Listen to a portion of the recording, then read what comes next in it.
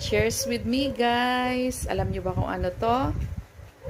Malunggay tea. Ayan. Ang balunggay, guys, or malunggay, or ang iyan nga scientific name is Moringa oleifera. Sikat niya sa Pilipinas, kaya bisan diin na niya, nagatubo ni saya, guys. So, according sa research ko, malunggay is a nutritional powerhouse rich in antioxidants, vitamins, and minerals that supports immune health, lowers blood sugar and cholesterol, reduces inflammation, and helps protect against liver damage and certain infection. It also aids digestion, can boost energy levels, and is traditionally used to increase breast milk production and combat malnutrition.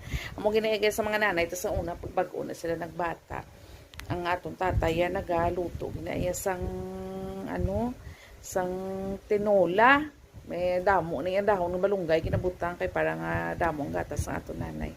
So very gini siya, guys, very nutritious, natawagan nila nga powerhouse. So cheers, guys, mainom ta ni adlaw-adlaw.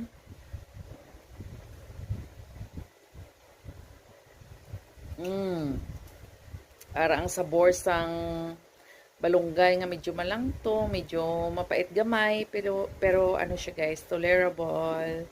O, di ba? Very healthy. Try nyo rin, guys.